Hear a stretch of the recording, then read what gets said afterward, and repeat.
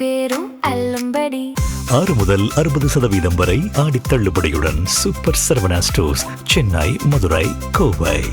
Governor அவர்கள் மதுரைக்கு போய் ஒரு மீட்டிங் போயிருக்காரு. அப்போ இந்த வைகை நதியை பார்த்துட்டு என்ன இப்படி இருக்கே, இதை சுத்தப்படுத்தணும், இதை சுத்தப்படுத்துறதுக்கு யாருமே ரெடியாக இல்லைன்னா வாங்க நாம் எல்லாரும் சேர்ந்து சுத்தப்படுத்துவோம், நாம் தயாராக இருக்கிறோம், தமிழக அரசோடு சேர்ந்து நம்முடைய கவர்னர் இல்லம் அது உழைக்க தயாராக இருக்கிறது சொல்லியிருக்காரு. உடனே ஊனு கம்யூனிஸ்ட், நீ யார் இதில் தலையிடத்துக்கு, உனக்கு என்ன இது இருக்குது, நீ எப்படி உள்ளே வரலாம், அப்படி நீயே பக்கெட்டை வச்சு தூர் வாரிடுவியா, இல்லாட்டா ஆளை வைப்பியா, அது எப்படி அரசு வேலையில் தலையிடலாம் அப்படின்னா கவர்னர் பதவி யார்கிட்ட போய் பதவி ஏற்கிறீங்க நீங்கள்?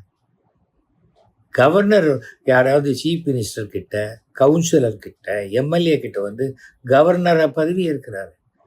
அது கான்ஸ்டியூஷனல் போஸ்ட் இல்லையா கவர்னர்? ஏன் அவர் சொல்லக்கூடாது? தமிழ்நாட்டில் ஒரு பிரச்சனைன்னு எல்லாரும் கவர்னர்கிட்ட தானே போகிறீங்க. பெரிய பெரிய பொட்டியெல்லாம் எடுத்துக்கிட்டு ஃபைல்ஸை தூக்கிட்டுலாம் ஒருத்தர் போயிட்டு இன்னைக்கு ஊரை விட்டே ஓடிட்டார்ல. அந்த கேள்வி இருக்குது. அந்த கேள்விக்கு அடுத்தது பதில் சொல்கிறேன். அப்படி இருக்கக்கூடிய இடத்துல ஏன் கவர்னர் சொல்லக்கூடாது? கவர்னர் என்ன சொல்லிட்டாரு? வைகை நதியை பூட்டிட்டு அந்த இடத்துல ஒரு கட்டடம் கட்டி கவர்னர் ஆஃபீஸ் வைக்கிறேன் நான் சொன்னார். வைகை நதியை சுத்தப்படுத்துகிறேன், அதுக்கு உண்டான எல்லா உதவியும் செய்கிறேன்றாரு. அவ்வளோதானே. நல்லது யார் செஞ்சா என்ன? சும்மா சும்மா எனக்கு தெரிஞ்சு இந்த மாதிரியெல்லாம் வந்து இது வந்துடும், கவர்னர் ஆட்சி வந்துடும், கவர்னர் ஆட்சி வந்தால் என்னங்க, இதை விட சிறப்பாக கவர்னர் ஆட்சி இருக்குன்னா கவர்னர் ஆட்சி வரது தப்பே இல்லை. ஜனங்களாக அதுதான் நினைப்போம். எமர்ஜென்சியை பற்றி 1000 பேர் 1000 பேசலாம். எமர்ஜென்சி நேரத்தில் தான் 8 மணிக்கு வர வேண்டிய தாதர் எக்ஸ்பிரஸ் 8 மணிக்கு சென்ட்ரலில் நுழையும். 10 மணிக்கு கவர்மெண்ட் ஆஃபீஸ் சீட்டில் இருக்க வேண்டியவங்க கரெக்டாக 9:55க்கு சீட்டில் இருந்தாங்க. அப்போ ஜனங்களுக்கு எமர்ஜென்சி பிடிச்சிது, அரசியல்வாதிகளுக்கு எமர்ஜென்சி பிடிக்கல. அவ்வளோதான். புரிஞ்சுக்கங்க. சில சமயம் சில கடுமையான நடவடிக்கைகள் சில பேரை பாதிக்குங்கிறதுனால கத்துறாங்க. ஜனங்களுக்கு நல்லது நடந்துட்டு போட்டோம், அவ்வளோதானே. ஏதோ ஒரு ஆட்சி நடக்குது, அந்த ஆட்சியில் ரேஷனில் வந்து 1 கிலோ வாங்கினாக்கா 900 கிராம் தான் இருக்குது, இது வாங்கினா குறைச்சலாக இருக்குது, அங்கே பிரச்சனை இருக்குது, இங்கே வழக்கம் இருக்குது, இங்கே ஊழலாக இருக்குது.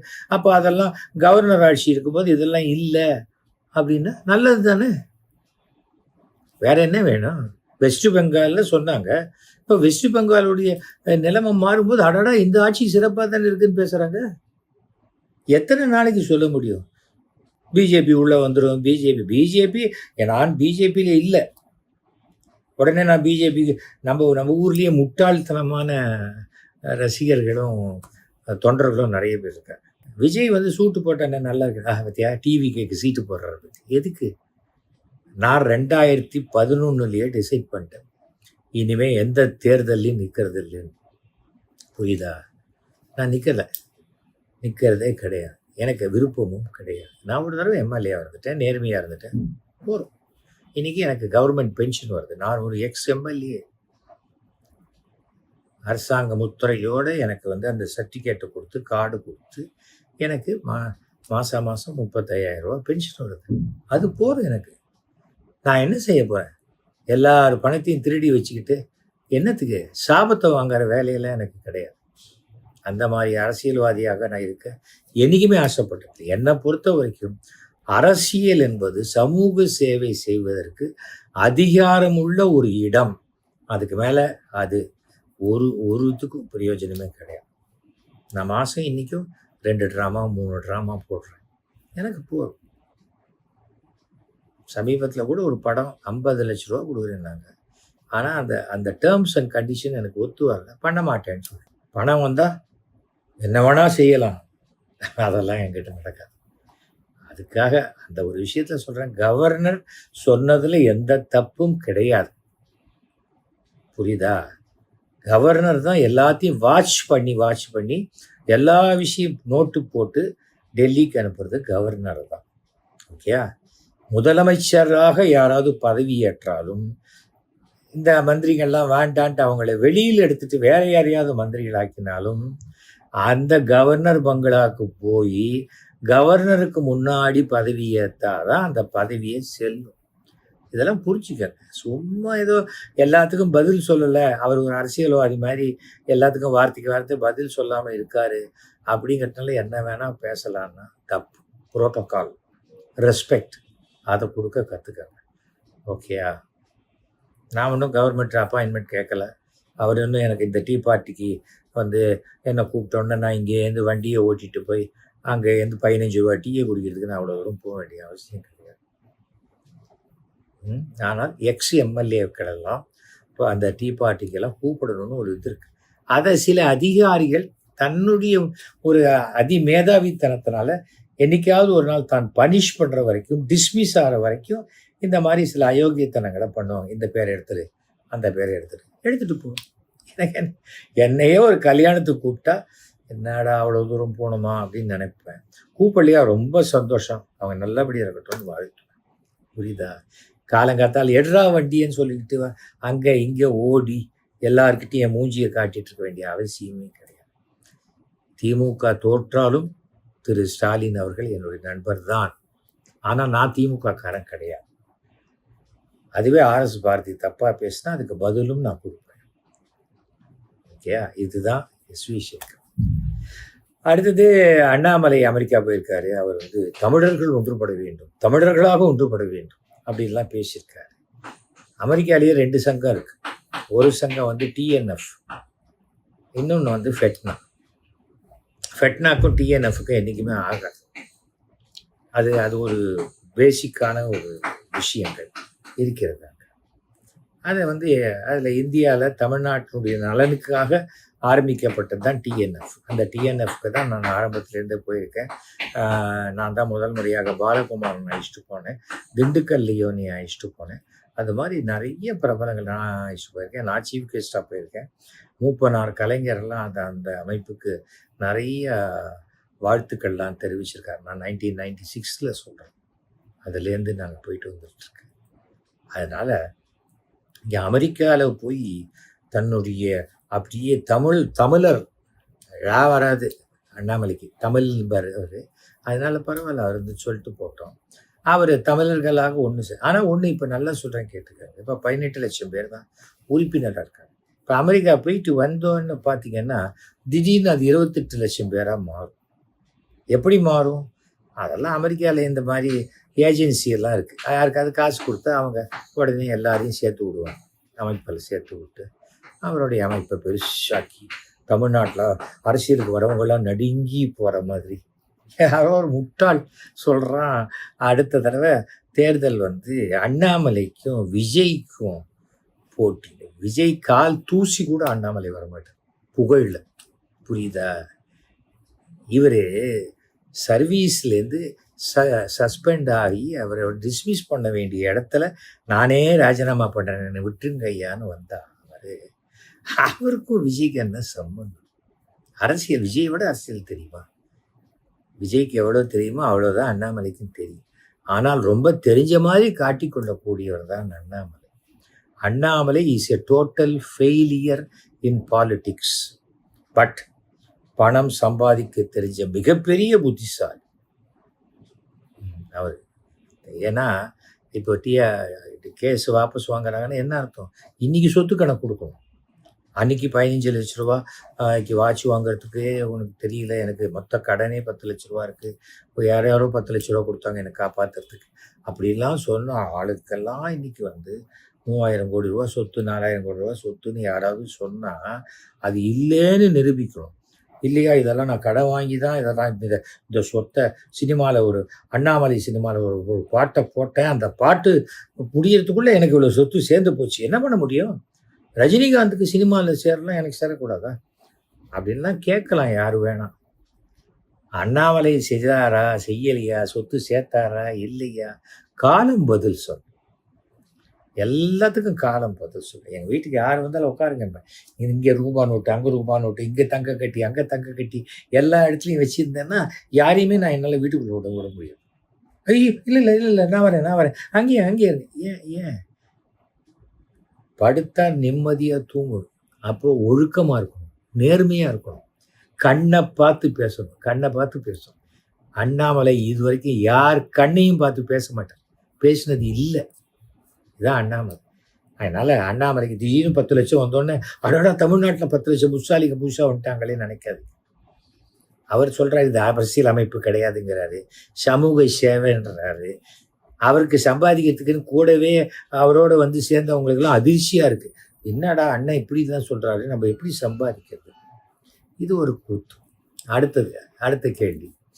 அப்புறம் வந்து அதிமுகவில் இருக்கிற எக்ஸ் மினிஸ்டர்ஸ், நிர்வாகிகள் கூட்டமாக, அப்புறம் தொண்டர்கள், அப்புறம் ப்ரெசண்ட்டாக இருக்கிற எம்எல்ஏக்கள், இந்த விஜயபாஸ்கர் அந்த விஜயபாஸ்கர் எல்லாரும் போய் first day first show cinema தியேட்டரில் அப்படியே முண்டி அடிச்சுட்டு சார் ப்ளீஸ் சார் ப்ளீஸ் மேனேஜரை பார்க்கணும் சார், அந்த மாதிரியெல்லாம் கேட்டில் நின்று கத்தி பின் கேட் வழியாக செவரி குச்சி. இந்த பார்த்துருக்கீங்களா?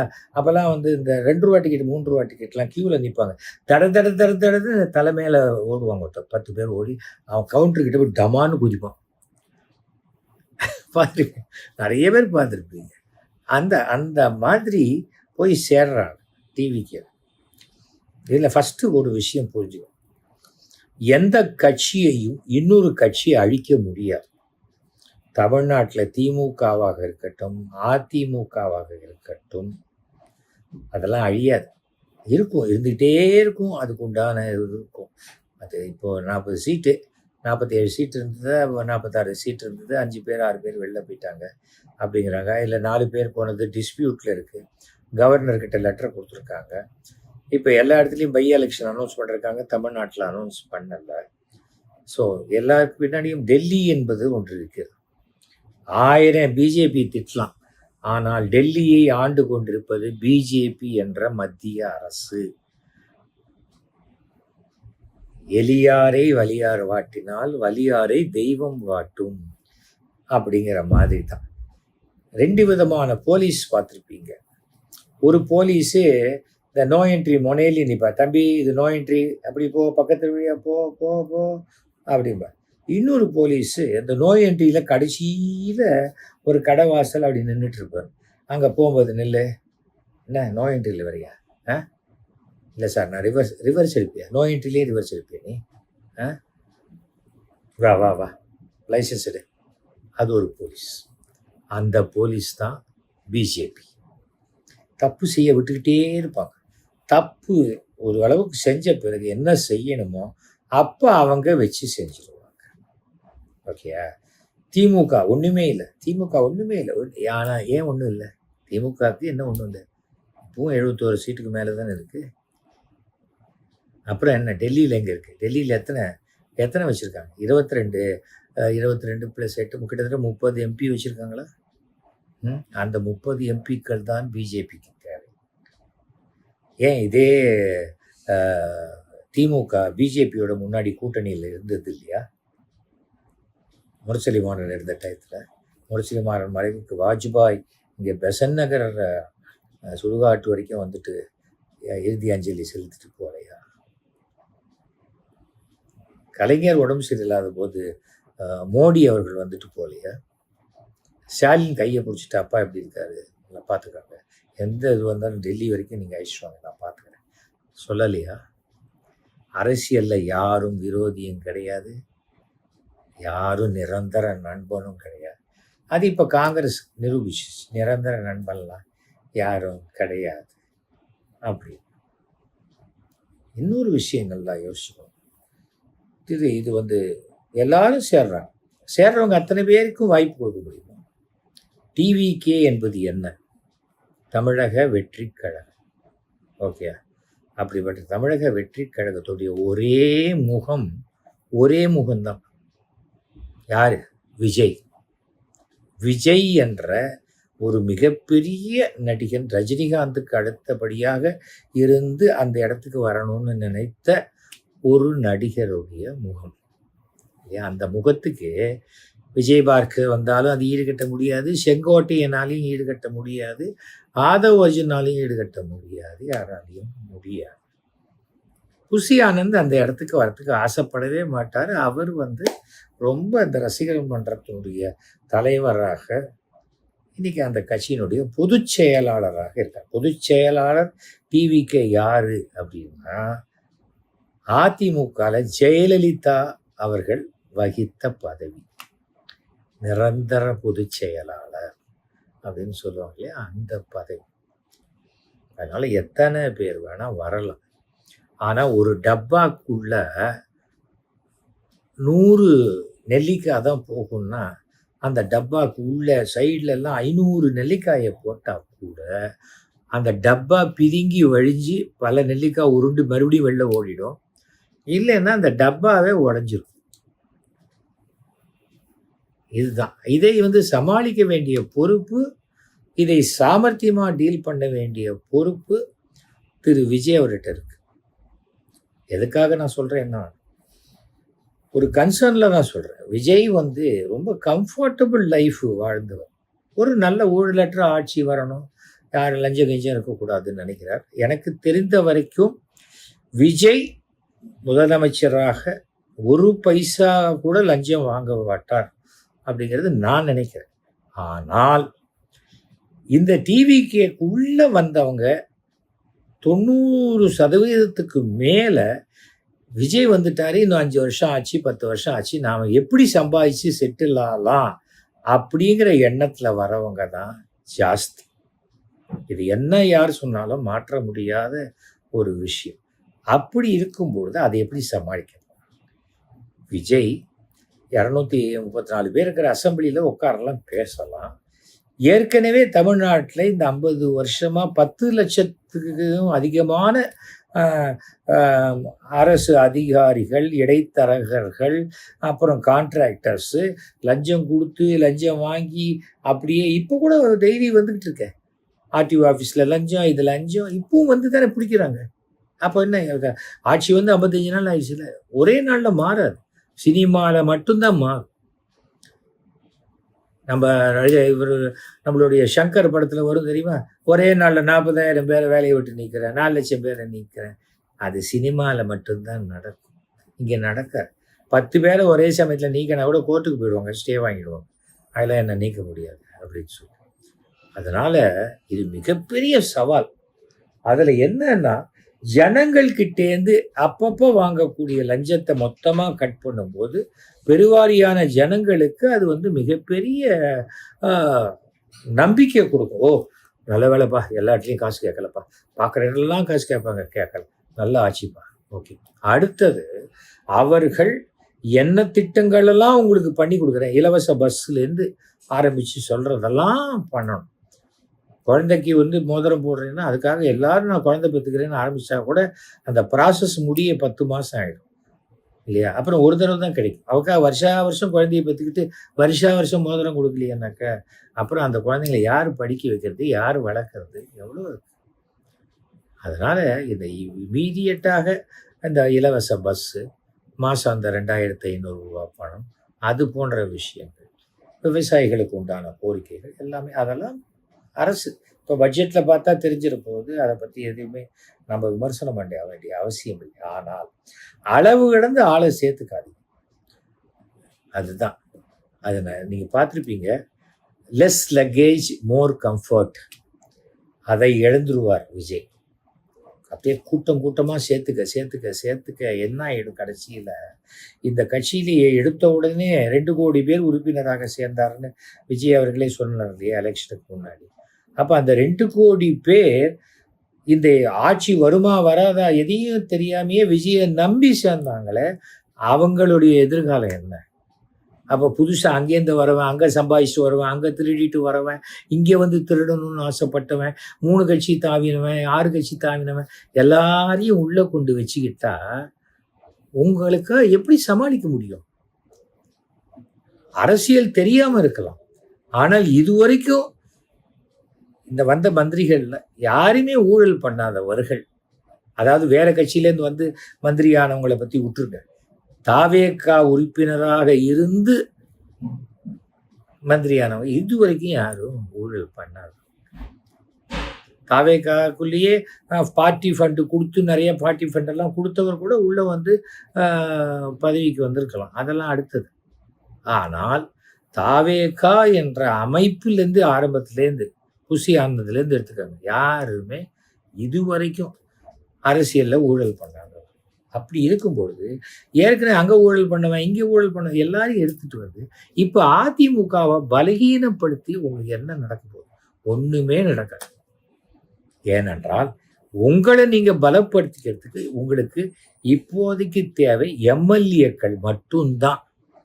வெறுமனே நீங்கள் இத்தனை உறுப்பினரை சேர்த்துட்டீங்க, ஏடிஎம்கில் இருக்கிற அத்தனை உறுப்பினர் நீங்கள் கொண்டு சேர்த்தா கூட உங்களுக்கு அந்த அந்த 118 அந்த மேஜிக் நம்பரை நீங்கள் ஹோல்டு பண்ணாத வரைக்கும் வேற எதுவும் கிடையாது. அதனால ஞாபகம் வச்சுக்கோங்க, 1 சீட்டு 2 சீட்டு ஜெயிச்சவங்களாம் எங்களால் தான் ஆட்சி நடக்குதுன்னு பேசுகிறாங்கன்னா, அப்போ 107 சீட்டு ஜெயிச்ச நீங்கள் என்ன கெத்தாக இருக்கணும்? அந்த கெத்தை விட்டுறாதீங்க மாண்புமிகு முதலமைச்சர் அவர்களே. இதுதான் நான் சொல்லிக்க ஆசைப்படுறேன். இன்னொருத்தர பலகீனப்படுத்தணுங்கிற முயற்சியில் நீங்கள் ஈடுபடாதீங்க.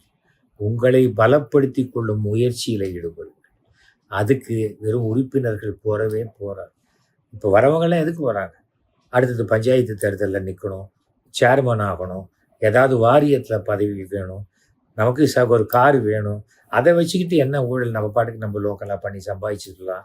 ஏற்கனவே பண்ண ஊழல்லேருந்து மாட்டிக்காமல் இருக்கலாம். ஏன்னா ஆளுங்கட்சி ஆகிட்டோம் நம்ம. அப்படிப்பட்டவர்களுக்கு இடம் கொடுத்துறாங்க. ஏனென்றால் நீங்கள் நிம்மதியாக சொகுசாக வாழ்ந்தவங்க. இப்போ நீங்கள் அதுக்காக நீங்கள் சொகுசையும் விட வேண்டாம், நிம்மதியும் இழக்க வேண்டாம். ஒரு முதலமைச்சராக நல்ல நிம்மதியோட நல்ல சௌக்கியமாக எல்லாத்தையும் பண்ணணும்னு சொன்னார். அப்படியே அள்ளி அள்ளி போட்டுக்காரு. வர தண்ணி எல்லாமே நல்ல தண்ணியாக இருக்காது, அதில் பல சாக்கடை தண்ணி வரும் இல்லையா? அது நல்ல தண்ணியை கெடுத்துடக்கூடாது. உங்ககிட்ட கொஞ்சம் பால் இருக்கு, அந்த பாலைத்தான் நீங்கள் சேர்க்கணுமே தவிர கொஞ்சம் கொஞ்சமாக சொட்டு சொட்டாக விஷத்தை உள்ளே விட்டுக்கிட்டே இருந்தீங்கன்னா உங்கள் பால் இருக்க அதுவும் விஷமாக மாறிடும். பார்த்துக்கங்க. என்னுடைய அருமை நண்பர் சந்திரசேகரன் புதல்வர் என்ற ஒரு இது உண்டு. உங்களை முதல்ல நான் கனடாவுக்கு கூப்பிட்டு போனேன், ஸ்டார் நைட்டுக்கு.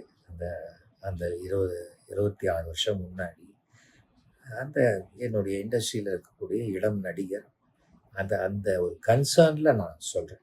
அதுக்காக உடனே நாளைக்கு நான் டிவியில் வந்து சேர்ந்துருவேன் அப்படின்னு எவனாவது முட்டாள் நினச்சாங்கன்னா அந்த முட்டாள்கள் ஆயிரன்னு கேட்டோம். நான் கலைஞர்கிட்டையும் சரி ஸ்டாலின்கிட்டையும் சரி என்னால் திமுகவில் சேர முடியாது, நீங்கள் திராவிட கழகத்தை ஆதரிக்கிற வரைக்கும்னு நான் சொன்னேன். இன்றைக்கி அதான் என்னுடைய ஸ்டாண்டு. அதனால் என்னுடைய வாழ்க்கையினுடைய எந்த கொள்கையும் நான் விட்டு கொடுத்து வாழ வேண்டிய அவசியம் எனக்கு இல்லை. கடவுளை மட்டும்தான் நம்புவோம். If God be with us who can be against us. இது பைபிளில் இருக்குது. அதுக்காக நான் கிறிஸ்டியனை மாற முடியுமா? வேண்டாம். ஏன்னா இது பகவத்கீதையிலையும் சொல்லப்பட்டிருக்கிறது, குர்ஆன்லையும் சொல்லப்பட்டிருக்கு. அவ்வளோதான். நல்லவைகள் எங்கே இருந்தாலும் எடுத்துக்கணும்.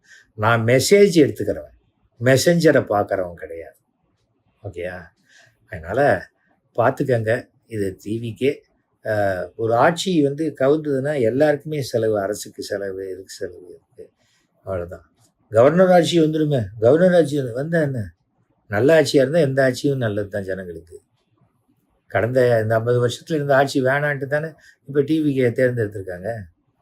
அப்புறம் அந்த ஆட்சியில் வேண்டான்னவன், அந்த ஆட்சியில் ஊழல் பண்ணவன், அந்த ஆட்சியில் இருக்கிறவன் எல்லாரையும் தூக்கி இந்த ஆட்சிக்குள்ளே கொண்டு போட்டிங்கன்னா அப்புறம் உங்களுக்கு என்று என்ன தனித்தன்மை இருக்கும் சொல்லுங்கள்? பார்த்துக்கங்க. உன்னுடைய நண்பன் யார் என்று நீ சொல், நீ யார் என்று நான் சொல்கிறேன் வாங்க. அந்த மாதிரி தான். இதுவரைக்கும் எந்த குற்றமும் செய்யாத, வேற கிரைம்ஸ் எல்லாம் இருந்திருக்கலாம், அவங்களாம் ரசிகர் மன்றத்தில் இருந்தவங்க. சினிமா பார்க்குறவங்க யார் வேணால் பார்க்கலாம். சினிமா பார்க்குறவங்க வந்து எல்லாரும் கான்டாக்ட் சர்டிஃபிகேட்டோட வந்து சினிமா பாருன்னு சொல்ல போகிறோம். யார் வேணால் சினிமா பார்க்கலாம். ஆனால் அரசியலுக்குள்ள வந்து ஒரு பொது சேவைன்னு வரும்போது ஊழலற்றவர்களும் நேர்மையானவர்களும் பொறுக்கிங்க இல்லாதவங்களும் வந்தால் நல்லாயிருக்கும். ஏன்னா நீங்கள் இந்த மாதிரியான எந்த விஷயத்துலையும் ஈடுபடாத பொழுது அப்படி ஈடுபடுறவங்களெல்லாம் நீங்கள் கவனிக்காத விட்டுட்டீங்கன்னா கடைசியில் உங்களுக்கு தான் அது சிக்கலில் கொண்டு வர முடியும். இந்த மாதிரியான கூட்டம் கூட நம்மக்கிட்ட நெருக்கமாக அதுக்கு ஒரு பேர் இருக்குது, அனுகூல சத்ருக்கள்னு பேர். நமக்கு அனுகூலமாக நடந்துக்கிறேன்னு சொல்லியே நமக்கு வந்து விரோதி மாதிரி, துரோகி மாதிரி நடந்துப்பாங்க.